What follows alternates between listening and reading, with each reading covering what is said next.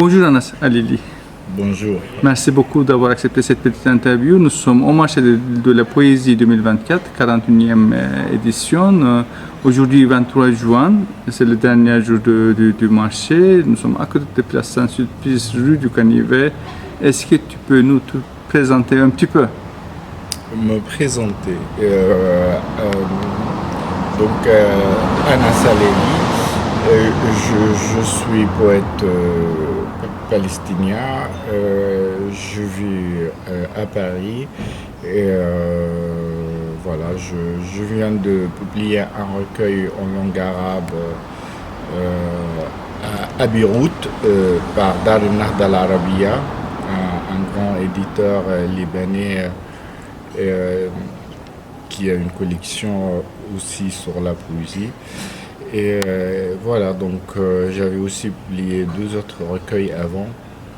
Un qui s'appelle Étreinte tardive, 2016, chez l'Harmattan, et un autre qui s'appelle Avec une petite différence, chez Gros Texte, préfacé de Bernard Henry. Voilà, donc c'est en quelques lignes ce que je peux vous dire. Quand tu as commencé à écrire et comment tu as commencé? J'ai commencé à écrire vraiment quand j'étais petit, je pense à l'âge de 15 ans, à l'âge de 15 ans, 16 ans, j'ai commencé à écrire. Je ne savais pas que je serais poète parce que je pense qu'à cet âge-là, tout le monde écrit d'une certaine manière. Parce que c'est une période de la vie d'une personne où tout le monde a envie de s'exprimer, de passer d'une personne à une autre, de passer d'un âge à un autre, presque. Je dis une personne à une autre, c'est pas vrai, c'est métaphorique, mais c'est vraiment le moment de changement où on se transforme, on sort de l'enfance, l'adolescence pour vivre la vie des hommes. Et donc, cette période, il y a beaucoup de questions qui se posent, des réflexions, et on a envie d'exprimer ça par l'écriture souvent ou par autre chose. Et donc, j'ai commencé à écrire à cet âge-là, et puis ça a continué avec moi. Et là, j'avais compris que plus tard, surtout à l'école, j'avais compris que j'ai toujours envie d'écrire et de continuer. Et donc, là, j'étais sûr que je serais poète. Voilà. Et comment tu écris, construis, crées ta poésie? Est-ce que tu as une approche poétique? Une approche poétique. C'est vrai que j'ai souvent une approche toujours essayer de travailler sur la simplicité de langage. Cette simplicité qui est à la fois soit tout près des choses, mais en même temps qui peut aussi relever ou clarifier ou mettre comment dire, les éléments de la vie, de le voir autrement, de voir mon quotidien à travers d'un angle différent, mais ça reste toujours ma matière, c'est vraiment mon quotidien. Voilà, ma matière littéraire, poétique, artistique. C'est autour de moi, c'est ce que je vois, ce que je vis, ce que j'entends. Et le langage est toujours simple. Et voilà, les métaphores, les images sont mesurées. Il y a toujours cette envie d'être dans la justesse des mots, d'images, la justesse aussi de sens. Donc voilà, c'est ça ce que je peux dire. Après, on est d'un recueil à l'autre, forcément il y a des différences, sinon c'est pas la peine d'écrire, écrire la même chose ou de reproduire le même style à chaque fois. C'est pas quelque chose que je pense que tous les poètes essaient d'éviter ça. Donc il y a toujours une variété, mais je reste toujours sur cet esprit-là. Et les auteurs, les poètes, les auteurs, les gens qui t'ont marqué, qui t'ont inspiré, qui ont laissé une trace dans ta littérature. Alors les poètes qui m'ont influencé, inspiré, quand j'étais petit, quand je commençais en tout cas jeune, commençais toujours, on est tous en tant que poète palestinien, c'était toujours les poètes palestiniens de Mahmoud Darwish et d'autres aussi, une période aussi d'autres poètes palestiniens qui sont aussi Mourid El-Barouthi. C'est des gens qui m'ont, je veux dire, influencé, impacté, mais de degrés différents. Et puis, plus tard, je pense que je suis sorti de cet univers et où je me suis un petit peu éloigné et je pense que le poète ou la poétesse qui m'a accompagné le plus tard, c'était Szymborska, une poétesse, je crois, polonaise qui a eu le prix Nobel. Sa manière d'écrire, d'aborder son approche poétique, on parle de l'approche poétique, ça m'a toujours intéressé, fasciné. Et je me suis à une période identifié à elle. Et puis j'ai essayé bien sûr de faire attention de ne pas être aussi, de ne pas reproduire la même chose. Donc il y a toujours cette admiration, en même temps méfiance, comment avoir une relation équilibrée avec un poète qui nous inspire sans qu'on soit juste faire le copier-coller de ce qu'il écrit.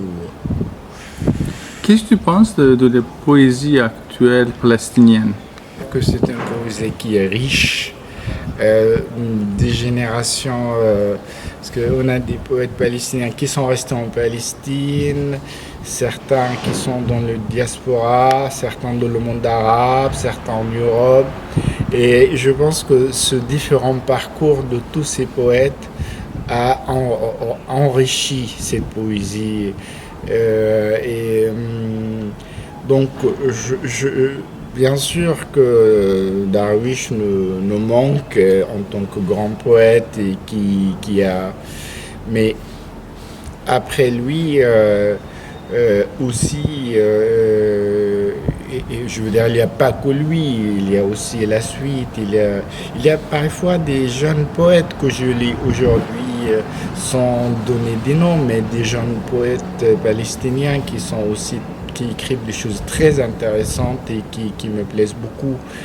Je pense que ce qui caractérise cette poésie, c'est vraiment sa richesse et sa variété.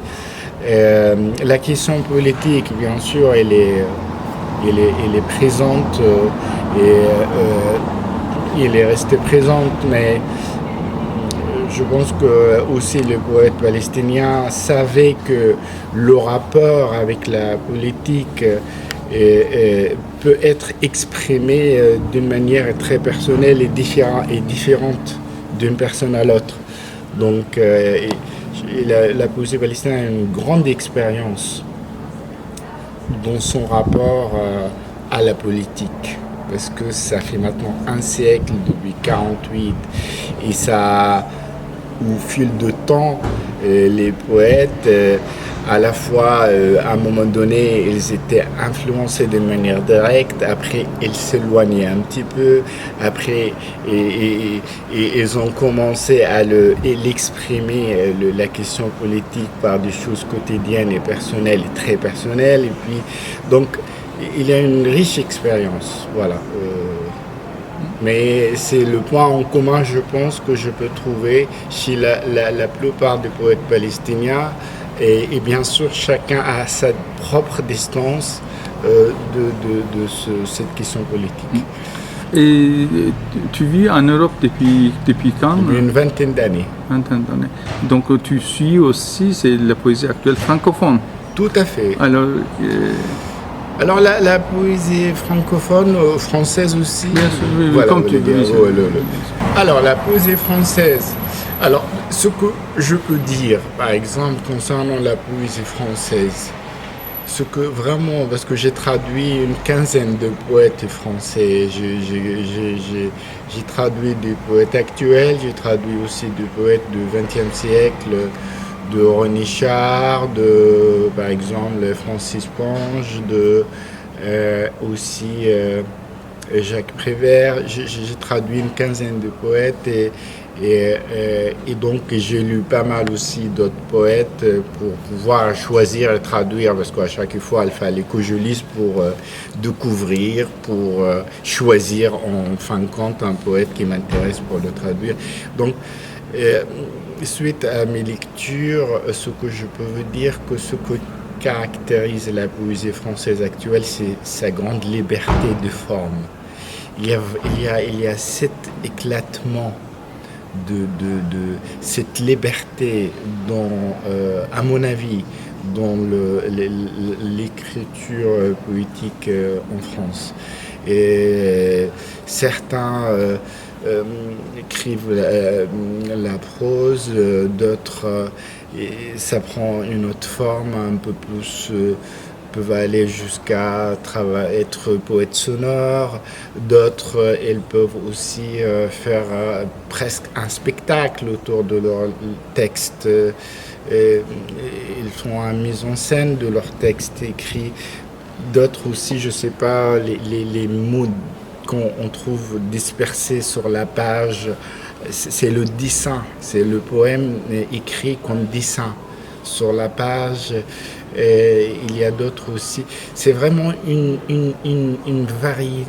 liberté de forme et de style qui est incroyable, je peux dire. Je pense aussi ça peut caractériser aussi la poésie européenne. Cette liberté de forme et de style et de cette aventure chez certains poètes peuvent écrire avec des formes très différentes.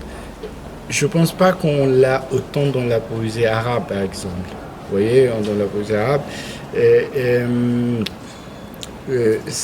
on a le poème, bien sûr, classique, on a aussi le poème en vers libre, on a le poème en prose aussi, mais on parle de 3 formes, vous voyez.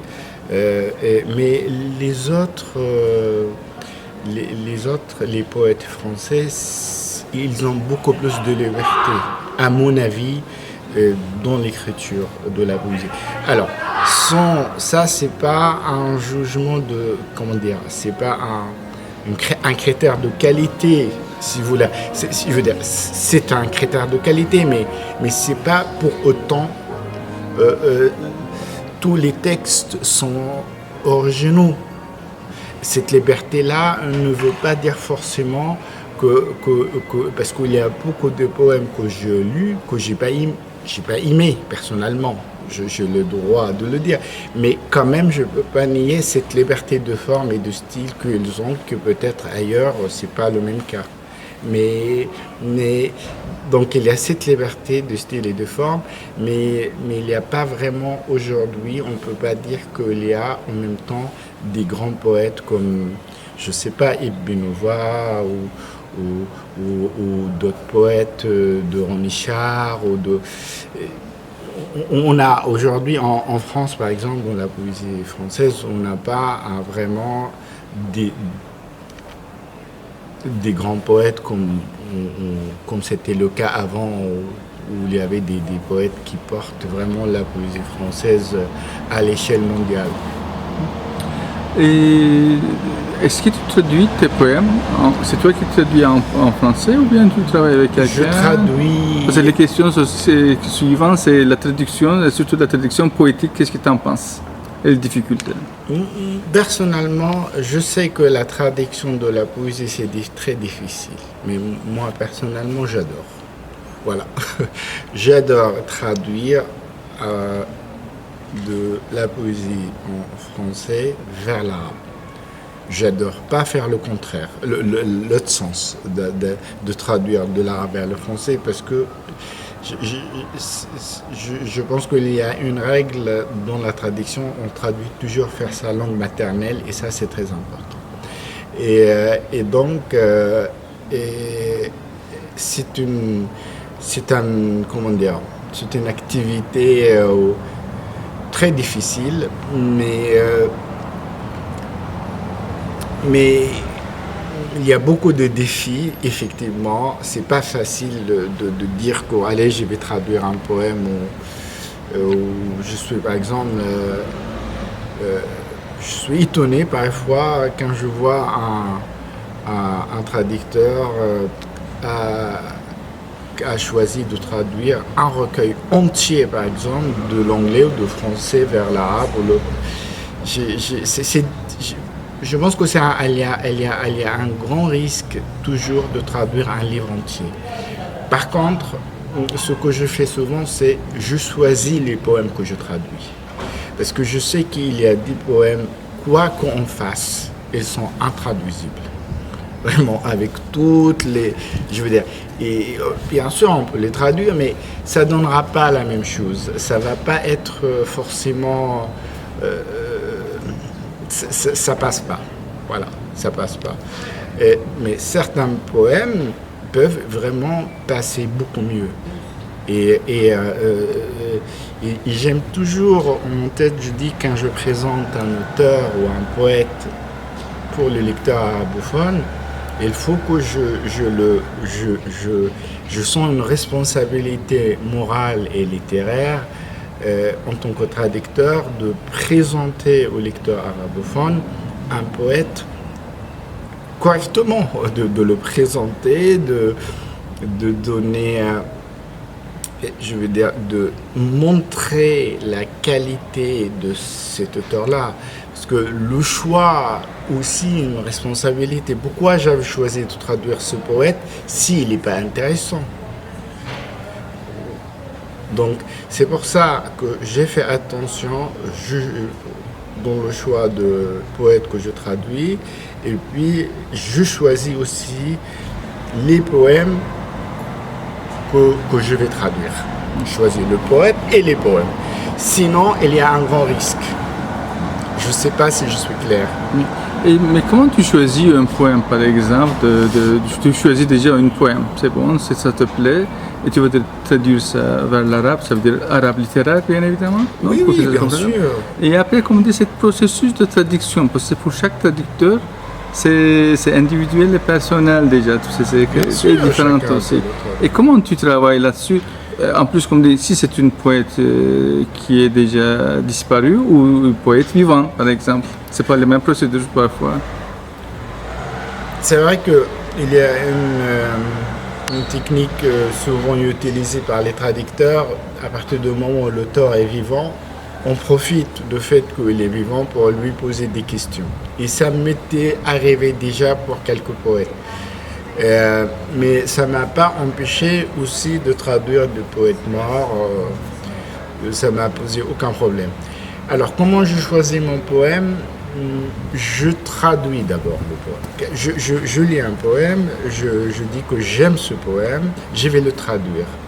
Quand je le traduis, je regarde et je vois ce que ça donne. Si je trouve que quoi que je fasse, je ne vais pas pouvoir rendre le sens exact, exact ou relatif, on va dire, mais tout en étant dans l'esprit du poème. Si j'arrive pas à le rendre correctement, en guillemets, j'arrête. Donc je fais toujours une première traduction d'un poème que d'abord je l'ai choisi parce que je l'ai aimé, et si ça passe pas, si je vois que ça va pas être très évident de continuer dans la traduction parce que ça donnera pas vraiment l'esprit de poème et aussi son univers, son style. Je m'arrête. Donc je fais une première traduction qui me permet de décider si je continue ou pas. Et est-ce que la poésie, l'art, est un besoin, une nécessité pour les gens, pour les autres? Pour toi, oui, mais pour l'homme de rue, par exemple. Pour les gens N'importe quiconque. Je pense que après, je pense qu'on est tous, tout le monde, on a besoin de l'art dans notre vie, tout le monde, qu'ils soient artistes ou des gens entre guillemets, comme on dit, normaux, mais c'est tout le monde, a besoin de l'art dans sa vie. Les gens qui vont aller assister à un concert ou spectacle de danse ou regarder même un film, l'art est essentiel dans notre vie. Ça, c'est une chose. Chez les gens, chez les artistes, chez tout le monde, l'art est important. Je pense que dans leur vie, imagine la vie d'une personne sans aucune forme d'art, aucun spectacle, aucune activité artistique. Comme ça, elle vit tout le temps sans voir un film ou assister à un concert. Ça, je pense que ça sera une vie pauvre et même triste. Et ça peut même impacter la personne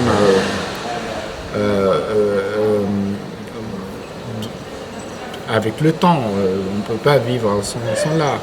Ça, c'est une nécessité pour moi. Autre chose, écrire l'art ou la création artistique, ça peut être une nécessité pour certains. La création, ça peut être une nécessité, et pour d'autres, ça peut ne pas être une nécessité.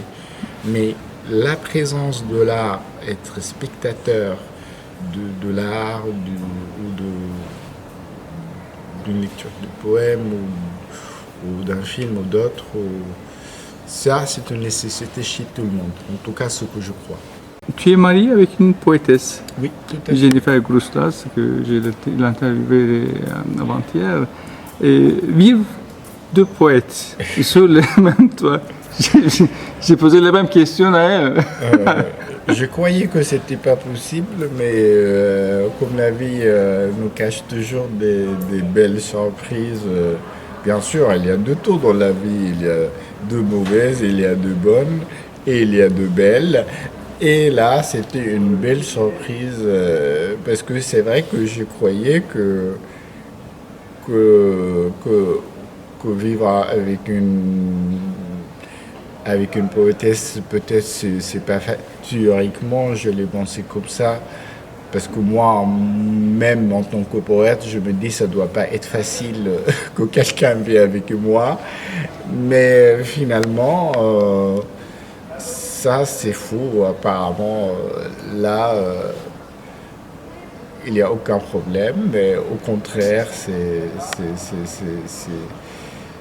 même me donne ça enrichit même notre vie en couple parce que c'est un intérêt en commun et c'est aussi on se motive tous les deux et je pense que chacun apporte des choses à l'autre et ça c'est très très très très agréable et le fait qu'on a deux styles différents, je pense que ça, par contre, ça c'était important qu'on soit tous les deux, d'avoir deux styles différents parce que j'ai appris des choses d'elle, peut-être elle a appris des choses de moi, je sais pas, mais cet échange-là, cette forme d'échange entre nous, ça c'est vraiment, je peux dire intéressant. Bien sûr, c'est pas parce que je le vis, parce qu'il est intéressant, mais en plus, autant d'autant plus. Et cet échange, il est nécessaire, important, il est intéressant. Alors, la poésie est un sujet de conversation Quotidienne. dans votre foyer quotidien. Ouais, quotidienne. Je reçois de conseils, je donne de conseils. Et c'est même, je dis parfois, mais quand on n'est pas avec une poétesse, comment on fait? Mais bon, c'est après, chacun a son expérience personnelle, bien sûr, mais c'est vrai que théoriquement, avant, j'avais pas la même idée. Mais je pense que tout le monde essaye d'éviter les poètes, et c'est une réalité. Peut-être d'aller les écouter, oui, parler avec eux, mais vivre avec les poètes, oui, il y a des clichés par rapport à ça, effectivement, mais c'est pas dans mon cas. L'expérience m'a montré que c'est pas. Et tu présentes aussi au marché de la poésie depuis certains temps, si je ne me trompe pas. Au marché de la poésie, tu fréquentes, tu viens, Oui, tout à tu fait. visites. Et tu visites aussi peut-être les autres événements poétiques en France. Je sais pas si tu vois par Oui. exemple Voix vive à Sète. Oui, Sète, Et Sète, c'est particulièrement intéressant Les parce que ils font aussi à Ramallah, je crois, c'est à Oui, l'époque tout à jusqu'à fait. certains. Oui, on m'a invité aussi là-bas. Oui. Est-ce que tu peux nous dire un petit peu tes impressions sur les deux événements importants? Alors, c'est vrai que le marché de la poésie et aussi et avant le DEV, c'est des activités, c'est des rencontres et des événements que j'adore. Personnellement, j'ai un attachement, je veux dire, pour moi, c'est la fête. Quand je vais à Sète, avant quand j'étais invité à l'UDEV, c'est une période, donc une semaine, je vis, toute ma vie devient la poésie et les poètes, vivre avec les poètes et dans la poésie pendant une semaine, de rencontrer des poètes qui viennent de partout, d'échanger avec eux et de se retrouver, parce qu'avec beaucoup de poètes, c'est notre seul endroit où on se voit chaque année. Sinon, on se voit peut-être pas, on se croisera peut-être pas. C'est magnifique. Hier, en venant au marché de la poésie, j'étais avec un ami poète. Et, je vais dire son nom, Manu Combo. Et quand on est arrivé, on n'était pas loin de marcher. On arrive, on voit le marché devant nous et on veut rentrer. Et il me dit, Manu, tu ne te sens pas quelque chose, le cœur en train de trembler, c'est ça? Je lui dis exactement, c'est la même sensation que j'ai. Donc il me dit, c'est fou, c'est comme cet événement, on est tout de suite excité, ça nous fait tout de suite rêver et on veut juste se plonger dans le marché. Et pareil aussi pour Sète, j'ai aussi la même sensation. Voilà, donc je peux témoigner de ça à titre personnel. Après, si vous avez une question concernant ce qui s'est passé par rapport à la Palestine, ce que je peux dire maintenant, la question apparemment est réglée. La Palestine sera l'invité d'honneur. Je suis content. Et je me dis heureusement que les choses se sont réglées et que maintenant, il n'y a pas de sujet de... Voilà, La Palestine est invitée en 2025 pour le marché de poésie. 2025, exactement. Et la Grèce, c'est cette année. Donc, en fait, cette année, la présence de poètes grecs. Et l'année prochaine, on fêtera la présence de poètes palestiniens. Est-ce que tu voudrais parler un petit peu de la situation en Palestine aujourd'hui qui est en train de disparaître entièrement? Alors, en Palestine, la situation actuellement, comme vous le savez et comme tout le monde le sait, c'est un génocide en cours qui continue maintenant depuis 9 mois et ça continue devant le monde entier, sur tous les écrans. Et personne capable d'arrêter Netanyahou et d'arrêter ce gouvernement de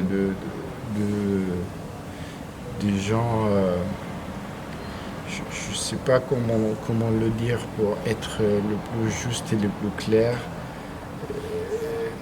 des criminels, des guerres qui attaquent les enfants, qui attaquent les hôpitaux, qui attaquent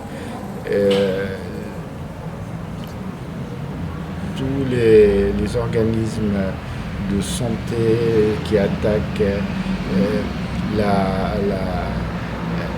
qui ont détruit complètement Gaza et que personne n'est capable d'arrêter ça. Aujourd'hui, on vit dans un monde où l'Europe, qui a toujours donné des leçons sur le droit de l'homme et qui a toujours fait ces déclarations et qui a toujours parlé des valeurs humaines, se trouvent beaucoup de pays européens complices de ce qui se passe. Ça me révolte et je pense que ça révolte beaucoup de gens dans le monde. Et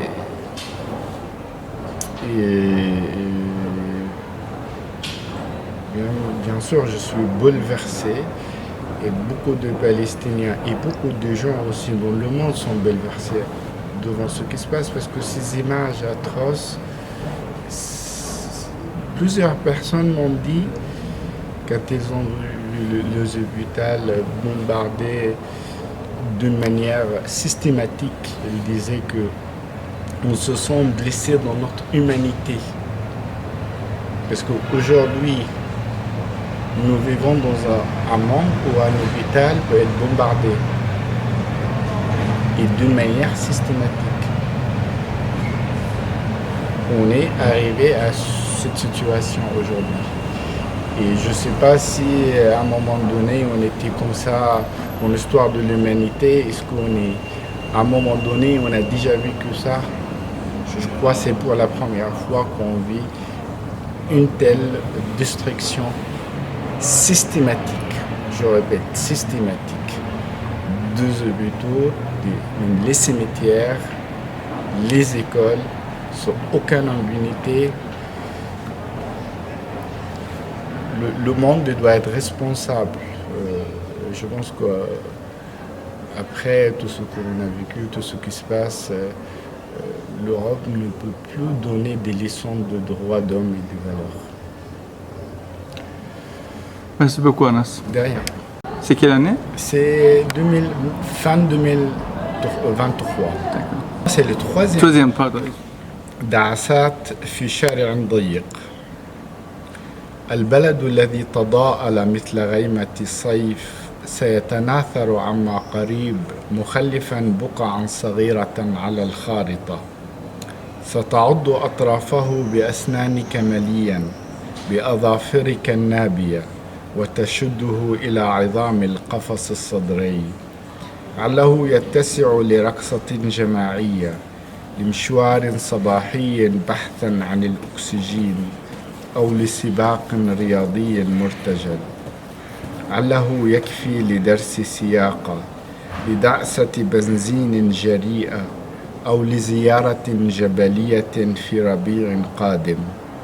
البلد الذي سيتلاشى من تحت قدميك كحفنة تراب في الهواء ستزرعه بأشجار زيتون جديدة وبتلات لوز وخروب لتذهب في التراب عميقا، لكن لن تجد اسمه في القواميس ولا في دليل السفر.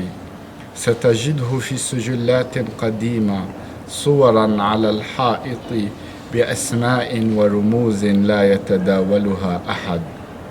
البلد الذي تحفظ صفاته كسمات الجلالة وتعرف حتى طرقه الترابية ويبدو أليفا لك مثل وجه أطفالك سيتبدد مثل غبار صامد أو سيراوح بالأحرى مكانه ليظهر لك بتضاريس جديدة رسمت على شاشة في مكتب بعيد. Je vais passer la parole au poète palestinien Anas Salaïli qui est parmi nous. Anas.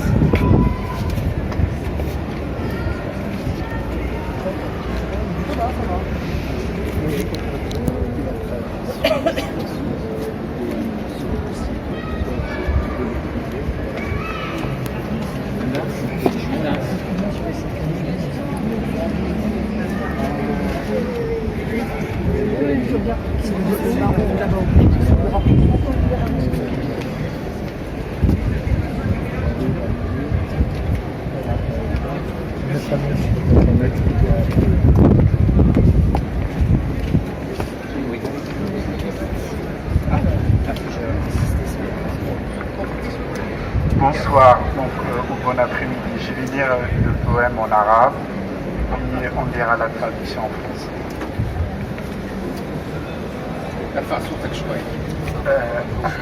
دعسات في شارع ضيق.